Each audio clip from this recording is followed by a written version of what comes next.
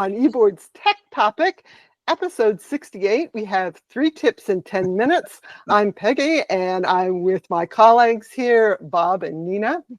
Thank you for joining us today. If you're here live, be sure to post a comment in the live chat if you have any questions or thoughts about what we're talking about today. Bob, you want to start? Sure. Let me get my slideshow going here. And can everybody see that okay? Yes. Okay. So I revisited Google Labs, and I tried out this new experimental app called Portraits, and it's not about avatars or selfies, okay? It's about basically AI experts that they've created an avatar for that will coach you in, well, right now they only have 2 experts showing. Kim Scott is the candor coach, how to mean without being mean. And then there's the storytelling coach, who is Matt Dix, and this is the one I went with because I'm interested in developing my own storytelling skills. And basically what happens, this is a little CV of Matt Dix. This guy's authored 3 nonfiction storytelling books, so he knows what he's talking about. He's also done 6 novels. He's the 62-time Moth Story Slam champion, and he's been an elementary school teacher for 26 years. In fact, many people believe that this is the future of education, these little coaches online. So that's why I was interested in checking this out. What happens is that you'll follow through, click through a series of windows, and then he'll start out with basically introducing himself and basically telling you that he wants to help you unearth brilliant stories hiding in your regular old days. And thereafter follows an interactive chat of leading questions, and then he has assignments for you. One is called Homework for Life. It's basically a little gratitude journal.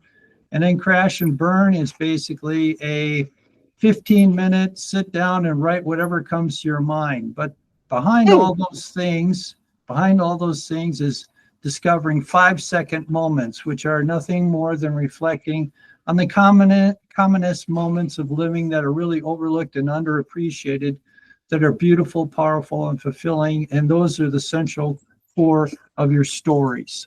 I encourage you to try it because it's very fascinating.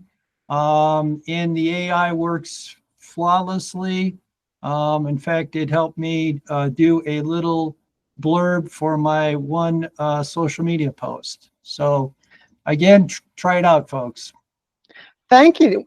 Thank you. Bob, do you know how this was created? Was it trained on the nonfiction works that he had already published? Yes, it's trained on one of his books called Storytelling. And apparently, in fact, this guy has a wide range of experience. He's been a DJ, a minister. I don't know if he writes about that in his books. It is fascinating. Apparently, a lot of people believe that Google is going to build on this. It's been out there for 12 months. And typically, that's the time frame for these experimental apps to be developed full-blown and to be offered to the public. So I don't know if that's going to happen. I know that using it, they do look at what you've done, and maybe that's going to help them make a decision on whether they're going to go and offer it over online. Again, it's really good for me because I needed a push, and to go forward with this, and I think that it's accomplished its mission. Although I told it this morning, I told AI that I was doing a podcast and that I would be back in a couple hours to explain how it went. So it's a buddy also. Yes, it has a sense of humor. So again, it's really pretty cool. Again, it's kind of rough around the edges a little bit. Maybe it's not everybody's cup of tea. But again, if you want to crack open or be a catalyst for writing, to, to integrate with photos or whatever, to make your social media posts or your websites more memorable and attractive to visitors. This is a path you must travel. Thank you, Bob. And I'll mention that there will be a link to this in today's recap that will be published probably tomorrow. So check that out. We'll also put a link in the description of the video. Thank you so much. And Nina, you can go next. I'm going to open up your slide for you. Bob, You're it's joining us a remotely. very useful resource. Thank you for sharing. And I like the pink on your glasses. If anyone watching us would notice, we have generated backgrounds that represent the new artificial intelligence era that is shiny, and it's shining on Bob's glasses too. Very nice. I did that on purpose. Very useful tip, as always, Google is supplying some valuable resources. Thank you for discovering this. I'll certainly give it a try. My tip today is about using Gemini with Workspace. I have a report about C optimization for the month that is including a slide deck with a lot of metrics, percentages from Google Analytics, from Search Console, etc., etc., digging insights. At the end of the slides, I asked Gemini to summarize the presentation, and that's an instant. You see the slide is with a nice image for visuals, and it's written in Bulgarian. That's a real report result. It has the bullets about the most important focus points in the slide presentation. I also used the summaries in Gmail for the report because, businesses don't like to read huge. They read differently. At certain point, it's an analytical meeting where you talk all the details from the percentages and metrics. But for introducing the report, you need the focus as this slide. So I went into my Gmail and said, summarize the report, and it turned it into text, extracting the main trends from the report. And it will be linked in the roundup article, so please check it to see how nicely you can introduce your monthly report with the most essential information. Know that you don't have the capabilities of writing it, but it's saving you time because it's precise, it's accurate, and well worded. So Gemini is good at these summaries. Use Gemini with your work account for summarizing in Gmail, in Google Slides, and Google Sheet. Thank you so much, That's my tip. Nina. Thank you. Nice. Mm-hmm. It's really great to see a real life example of what you can create using the Gemini tools. Again, we'll have more details in this week's recap, and you guys can use a translator if you don't speak Bulgarian to see what the summary says. So I want to do mine now, and let me just, switch.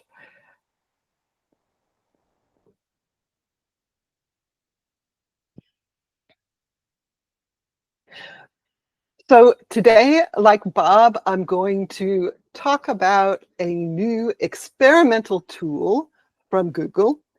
Opal is an experimental gadget to build and share mini AI apps using natural language. So this is vibe coding taken to the next level. And I'm going to show really quickly how this looks. if you go to the Opal website and sign in, and I believe this is US only right now, but you can access this. They have a gallery of example apps they created. You can either use these apps or remix them into something new. You can see the kinds of things that they have, different workflows like making blog posts or social media posts, doing research, product research, profiling businesses, all kinds of things. So I'm going to show you the Learning with YouTube app. And if you open it, what you see is a representation of the workflow and then the app. On the side panel, you can choose the option to remix. And if you do, you get a separate page, I hope you can see in the slide, where you can edit the workflow that they've shared. You can add steps, change steps, everything like that. But I'm going to just show you how it works. One thing that is important to note is that this is doing a lot of heavy lifting for the prompts. So you do a natural language step in your workflow, and it creates this very detailed prompt for what the AI should do. That is actually the hard part when you're doing a lot of these AI things, is writing out a good enough prompt. This says, oh, you are an educational content analyst tasked with evaluating the educational value of video transcripts. And it says your goal, and it has detailed step-by-step instructions for each of these workflow steps. So that is what Opal is doing. You don't need to figure that out yourself. This experimental app is doing it for you. So if you run the app, you enter a video URL, and I tested this with Nina's OnEBoard chat from last week, talking about vibe coding. And you enter the URL, and you can see it going step by step through the whole workflow, and you end up with this app created. If you look at the app, you can see that it has a nice format. This gives an educational report and an interactive quiz. Now, I'm going to go switch live to the quiz. And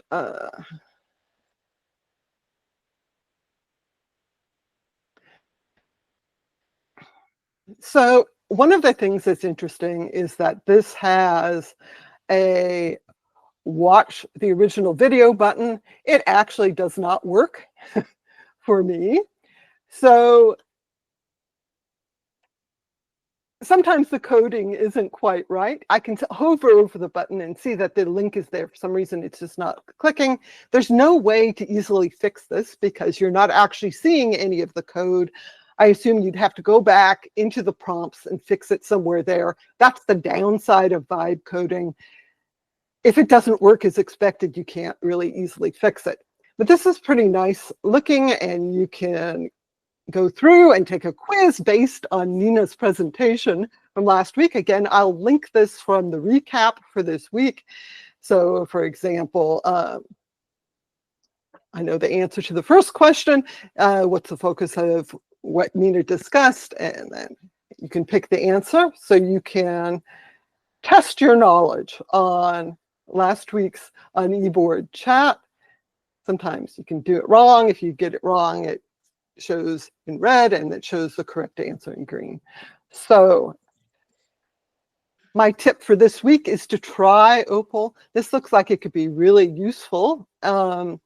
Create new apps, and you can share any of these apps. There's a little sharing icon. It gets a link. Anyone with the link should be able to access it and use the quiz or whatever other tools that you've created. It's not as advanced as what Nina talked about last week. It cannot collect subscriber data, for example, and do things like that. This is just basic AI workflows. So that's my tip for this week.